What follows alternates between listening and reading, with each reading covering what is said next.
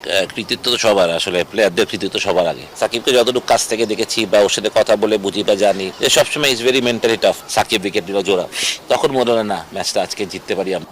Two be very honest অন্যরকম হতে পারতো, বাট আমি মনে করি যে তখন হয়তো আমাদের এক্সপিরিয়েন্স ছিল না। না না, তা তো অবশ্যই, মানে ওই আবেগ তো আসলে আজকে অনেকবার মনে পড়ছে। 2003 তো অন্যরকম হতে পারতো আসলে। টু বি ভেরি অনেস্ট অন্যরকম হতে পারতো, বাট আমি মনে করি যে তখন হয়তো আমাদের এক্সপিরিয়েন্স ছিল না, ডিআরএস রুল ছিল না। একটা ইয়াং টিমের জন্য, ছোট দলের জন্য ডিআরএসটা যে কত ইম্পর্টেন্ট আজকের টেস্ট ম্যাচে বোঝা গেছে। শান মাসুদের কনফিডেন্টটা না হলে কি হতো, বা এরকম আম্পায়ার আউট দেয়নি না, ডিআরএস এর সূত্রে আউটটা পাওয়া। বাট ডেফিনেটলি মানে 21 বছর আগে যেটা মনে ছিল এত বছর ধরে, ওটা আজকের পর আর মনে থাকবে না মনে হয়। আজকের পর থেকে খালি রাওয়ালপিন্ডির টেস্ট ম্যাচটাই মনে থাকবে। প্রত্যেকটা ব্যাটিং মনে থাকবে, প্রত্যেকটা উইকেট মনে থাকবে। ওটাই এখন অনেক খুশির ব্যাপার আর কি মানুষের জীবনে। একটা টেস্ট ম্যাচ যে কোনো জয় অনেক বড়, কিন্তু টেস্টে দেশের বাইরে জয়, আপনি আবেগতাড়িত নিশ্চয়ই, এবং একই সঙ্গে পেশাদার মানুষ। এই জয়টা আপনি এখনো বোর্ডে আছেন, নিশ্চয় আগের বোর্ডেরও কৃতিত্ব থাকবে, মানে এটা ধরে আমাদের নিশ্চয়ই এগিয়ে যাওয়ার সময় এটা। না, তা তো অবশ্যই, মানে কৃতিত্ব তো সবার, আসলে প্লেয়ারদের কৃতিত্ব সবার আগে। ওরা হার্ডওয়ার্ক করে বলে আমরা জিতি না, ওরা কষ্ট করে। কারণ আমাদের, যেটা আমি সবসময় বলি, যে আমাদের ইনফ্রাস্ট্রাকচার তো প্রত্যেকটা টেস্ট প্লেয়িং দেশের মতো না। আমরা এখানে যে ফাইট করি এটাই অনেক কিছু।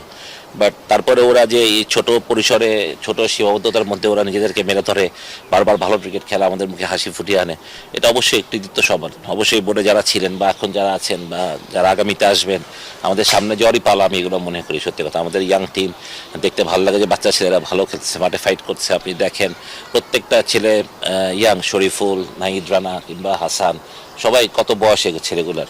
কিংবা খালি আমাদের এক্সপিরিয়েন্স বলতে মিরাজ, সাকিব, মুশি বা লিটন দাস, বা কোনো অর্থ শান্তও হয়তো, বা তারপরেও কতটা টেস্ট ম্যাচ ওরা খেলেছে।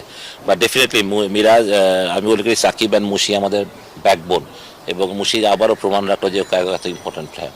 ওরা এত বছরের পরিশ্রম, মানে ও যে প্রতিদিন হার্ডওয়ার্ক করে, নিজেকে মেরে ধরে, চেষ্টা করে প্রতিদিন, এটারই ফসল আমি মনে করি। প্রত্যেকটা যে কষ্ট করে যে বিল্ড আপ করেছে ইনিংসটাকে, সাথে লিটন এবং মিরাজের যে একটা কন্ট্রিবিউশন, যে 96 পার্টনারশিপটা, ওইটাই মানে ম্যাচের ডেফিনেট। সেকেন্ড ইনিংসে মিরাজ 4 উইকেট, সাকিবের 3 উইকেট। বাট বলতেই হবে যে মানে আমরা প্রেশারে, কিন্তু একবারও আমি আজকে দেখতে পাই, সবচেয়ে আমার ভালো লেগেছে ছেলেরা তাড়াহুড়া করেনি, এক জায়গায় বল করে গেছে, মানে তৈরি করেছে এরকম সিচুয়েশন উইকেট নেওয়ার। ভালো ব্রিলিয়ান্ট কিছু ক্যাচ হয়েছে 2 ইনিংসে মিলে। সুতরাং সব কিছুতে আমি মনে পুরো ফুল টিমের কন্ট্রিবিউশন, একলা করে আলাদা করে অবশ্যই বলা যাবে না। হ্যাঁ, বলা যাবে মুশির ইনিংসটা, বলা যাবে সাদমানের 2 বছর পরে 93 বলা যাবে, সবই বলা যাবে। কিন্তু তারপরে ফুল টিমের কন্ট্রিবিউশন, যেভাবে আমরা লড়েছি মাঠে, মানে কালকে সন্ধ্যা পর্যন্ত আমরা কেউ জানতাম না আজকে আমরা টেস্ট ম্যাচ জিতবো, ইভেন সকালেও জানতাম না। যখন উইকেটগুলো পড়তে হবে, তখন মানে 4 উইকেট যখন পড়লো, তখন থেকে আশা বার্তা শুরু করলো যে টেস্ট ম্যাচ 2টা উইকেট পড়লে তাড়াতাড়ি এনিথিং ক্যান হ্যাপেন। এবং তাই হলো, জোড়া উইকেট যখন 2বার আমরা জোড়া জোড়া উইকেট দিলাম, সাকিব মিরাজ পরপর, বা একসময় নাহিদ রানা আর সাকিব উইকেট দিল জোড়া, তখন মনে হয় না ম্যাচটা আজকে জিততে পারি আমরা। এবং সেটাই হলো, এবং খুব কমফোর্টেবলি, খুব কমান্ডিংলি। আমার মনে পড়ে যে মানে কত বছর পর পাকিস্তানের সাথে এত কমান্ডিংলি আমরা টেস্ট ম্যাচ জিতলাম বা খেললাম, এটাই সবচেয়ে বড়। কারণ পাকিস্তান আসলে একটা অন্যরকম জিনিসটা আমাদের থাকতোই। তো ওইটাই এটা একটা শুরু। আশা করি যে সেকেন্ড টেস্ট ম্যাচটা ছেলেরা দারুণ লড়বে, ভালো খেলবে। বাট আমাদের এই প্রসেসটা যাতে ঠিক থাকে, ছেলেরা যেভাবে মাঠে ফাইট করেছে, সেটা যাতে আমাদের সামনের পাথে হয়ে থাকে। আমাদের ইয়াংস্টার যারা আজকের খেলাটা দেখলো, যারা ফিউচার বাংলাদেশে, তাদের জন্য একটা বড় ইন্সপায়ার ব্যাপার আছে মুশির এই ইনিংসটা। ডেফিনেটলি যে হার্ডওয়ার্ক করলে কোনো কিছুই বিফলে যায় না আসলে। সুজন ভাই, সাকিবের কথা বলতে হয়, মানুষ ক্রিকেট বলেন মেন্টাল গেম, যে প্রেশারের মধ্যে দিয়ে ছেলেটা যাচ্ছিল, ওকে বোধহয় মানে খালেদ মাহমুদ সুজন থেকে ভালো আর কেউ চেনে না। এই মানসিক চাপ জয়ের আপনি কি বলবেন একজন মানুষ, হিউম্যান বিং হিসেবে একজন? ডেফিনেটলি আমার মনে হয় সাকিবের মনে এখন অনেক কিছুই চলছে আসলে, সত্যি কথা বলতে গেলে। বাট সাকিবকে যতটুকু কাছ থেকে দেখেছি বা ওর সাথে কথা বলে বুঝি বা জানি, যে সবসময় ইজ ভেরি মেন্টালি টাফ। তো কালকের একটা ছোট কথা হচ্ছিল যে মেন্টালি টাফের ব্যাপারটা, আমি বললাম যে ওর সাথে একবার কথা বলা উচিত আমাদের। যে মানে আমরা জানি যে সাকিব বাংলাদেশের আজকের এখানে আসার পিছনে ওর অবদান কত। দেশের সেরা প্লেয়ার, এটা মানতেই হবে। বিশ্বের 1 নম্বর অলরাউন্ডার, দেশের সেরা প্লেয়ার। মানে আপনি যদি 5 জনের কথা বলি, আমরা পঞ্চমণ্ডলের কথা সবসময় চলে আসে হয়তো, বা ওদের 5 জনের কন্ট্রিবিউশন টু বাংলাদেশ ক্রিকেট আপনি কোনো সময় ছোটো করে দেখতে পারবেন না। তামিম, মুশি, সাকিব, রিয়াদ এবং মাশরাফি, এই 5 জন মানে বাংলাদেশকে একটা অন্য উচ্চতায় নিয়ে গেছে। এখন এই ছোটদের পালা, এটাকে আরও সামনে নিয়ে যাওয়ার সাথে তো মুশিক সাকিবকে পাচ্ছে, হয়তো বা তামিমও ব্যাক করবে, রিয়াদও এখনও খেলে, সুতরাং ওটাতে পাচ্ছে, বাট ওদের থাকতে থাকতেই যাতে আমরা একটা স্ট্রং দল হয়ে যাই, ওইখান থেকে যাতে আরও এরকম ম্যাচ ফিনার তৈরি হয় মুশি, সাকিব, রিয়াদের মতো, তামিমদের মতন, তাহলে হয়তো বা বাংলাদেশ ক্রিকেট আরও এগিয়ে যাবে সামনে অবশ্যই।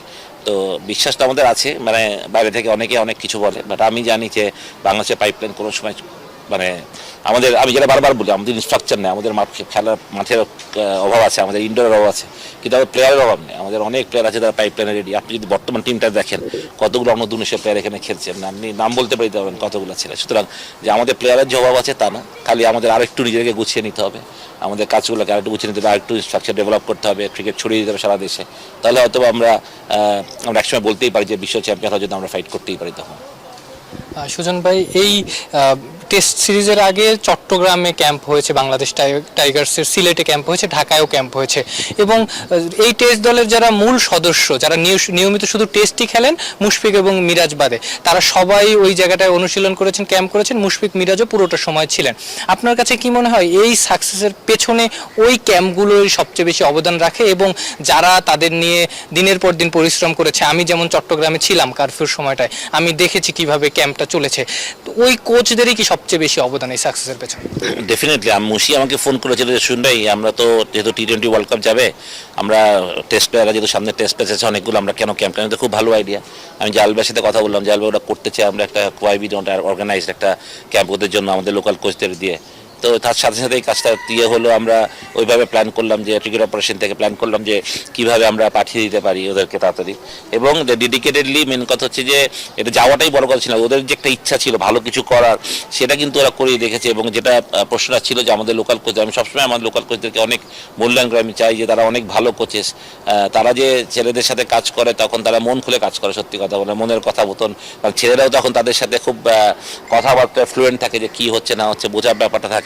তাই মনে করি ওই 2-3টা ক্যাম্প বাংলাদেশ ক্রিকেটকে অবশ্যই, মানে আজকের প্রিপারেশনটা ওয়াজ এক্সিলেন্ট বলে হয়তো বা এই সাকসেসটা হয়েছিল, নো ডাউট। এবং মুশিও সেটা আজকে খেলা শেষের প্রেজেন্টেশনে কিন্তু এই কথাটা বলেছে, সেটা তো এটা মনে হয় যে ওদের এই হার্ডওয়ার্কটা পেইড অফ আসলে, সত্যি কথা বলতে গেলে। আরেকটু যোগ করি, এইবার যেমন হয়েছে সিরিজের আগে একটা এ দলের হয়ে বাংলাদেশ দল খেলেছে, এ দলের হয়ে জয় ছিলেন, সেখানে জয় একটা দারুণ 50 মেরেছিলেন, মুশফিক ছিলেন, মমিনুলরাও খেলেছেন।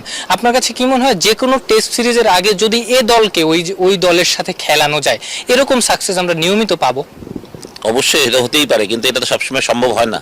হয়তো যখন আমরা পাঠাতে যাই নিউজিল্যান্ডে, পাঠাতে গেলে নিউজিল্যান্ড এটা হয়তো তখন ফ্রি থাকে না, বা তারা হয়তো খেলতে চায় না।